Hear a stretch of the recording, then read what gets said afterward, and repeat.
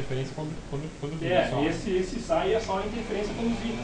Para fazer o ensaio de interferência irradiada, nessas caixas aqui nós temos as antenas, que para medir irradiado tem que ser antena. E o que precisa além da antena? Tu precisa fazer o ensaio ou em campo aberto, para que não tenha interferência externa de nada, né, só do produto do equipamento, ou fazer uma câmera anecoica, que eles chamam, que é uma câmera, seria uma gaiola de faro, digamos assim, que isola o exterior e só mede o que está sendo gerado pelo que agora você pega até das televisões. de tudo, rádio, do celular. Câmeras eólicas, que chama, né? E aqui seria o nosso ruído atenuado com o filtro. Que nós projetamos o filtro para atenuar aquele. Estava em 108, né? E nós precisamos baixar até 79. Então nós calculamos o filtro, projetamos o filtro para ter uma atenuação de 30 dB. Mas se vocês quiserem fazer uma margem maior, tipo 40 dB, que ele fosse maior, era só projetar o filtro. Ou utilizar outras formas de atenuação, blindagem, enterramento. Nesse caso nós usamos só os cálculos desse filtro aí para atenuação. Eu não sei, que o objetivo não é, mas se o senhor quiser eu lhe passo o material que nós temos ali, que é bem interessante. A princípio no mini curso nós botamos só o negócio mais básico, né? Se botasse filtro, daí ficar muito prolongado, né? Una pregunta, você focalizó su trabajo en el ruido EMI conducido, ¿no? Sí. Ahora, dependiendo del equipamiento, por decir, ese es un conversor bus, ¿você ya hicieron el teste cuál es el nivel, el ruido irradiado con referencia al ruido conducido? ¿Cuál es el más crítico? Sería. A questão nós não temos nem a câmera anecoica e nem como fazer em campo aberto, né, o teste. Daí a gente não fez essa análise de qual que é o mais prejudicial. Mas a princípio eu acredito tudo que é ruído, desde que a intensidade seja uma coisa, né? Só que em geral o conduzido eu acho que é mais fácil de ser transmitido do que o irradiado, né? Porque para te ter um ruído irradiado ele tem que ter um acoplamento, né? Tem que ter um meio que acopla. No nosso caso aqui nós estamos com um conversor que ele está todo de cobre aqui, né? E o próprio ruído dessa lâmpada aqui, o irradiado da lâmpada, ele pode estar acoplando aqui e já influenciando, né?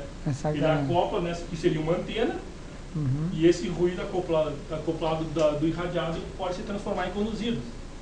Então, tipo, nesse caso, o nosso conversor aqui não estaria adequado para fazer uma medição.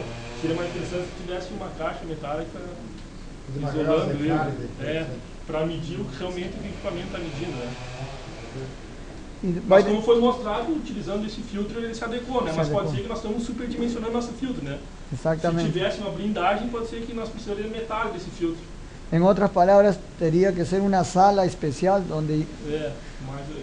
¿no? Apesar de que a norma só estipula que tem esse plano de terra, não diz nada.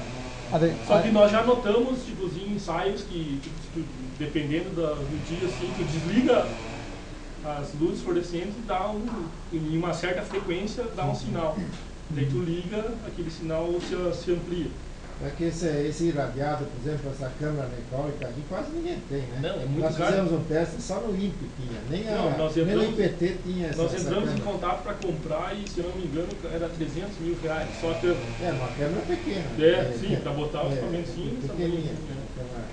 Agora, se for um equipamento maior, é meio milhão para cima. É muito caro ainda para fazer. E a princípio, então, seria isso aí, o mini se alguma dúvida, alguma pergunta. Se alguém tiver dúvida, interesse em trabalhar com EMI, é só entrar em contato conosco no GPOC. O GPOC está com as portas abertas. Iniciação científica. Se alguém tem interesse. A princípio, o meu doutorado vai ser em cima de interferência eletromagnética, geração distribuída, mas voltado para a interferência eletromagnética. A mí me interesaba más que la conducida, la irradiada.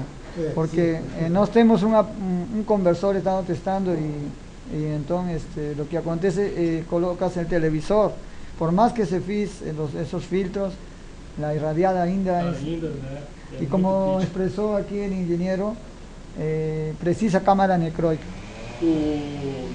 Eu fiz estágio na Embraco em Joinville, e lá em Joinville eles têm um laboratório de EMI muito bom.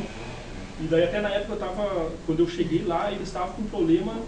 Eles projetavam o filtro e tinham ruído em alta frequência lá em 20 MHz que eles não conseguiam atenuar de jeito nenhum.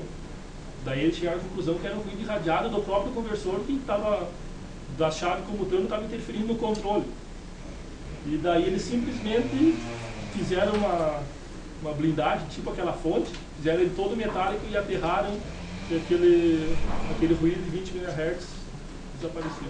Não seria possível medir um ruído gerado numa fonte, você medir, por exemplo, sem a fonte ligada, você vê o tipo de ruído análogo, depois ver o que acrescenta a diferença. Se eu dar um exemplo, aqui uma amostragem, isso aqui seria o ruído que ele está medindo. Sim, está medindo, então pega a diferença, então quando introduz, então aquele outro. Só para vocês terem uma ideia, nós temos um livro de May lá em cima, um desafio de interferência magnética, que a primeira frase do livro diz assim: interferência eletromagnética é magia negra.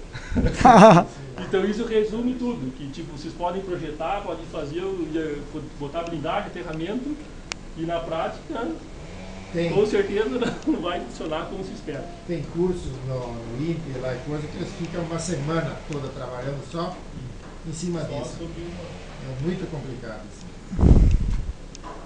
Okay. E no caso, essa Lisne, ela está ligada aonde? Na entrada também do...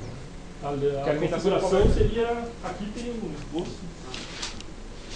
A Lisne, a função dela é isolar a interferência do meio externo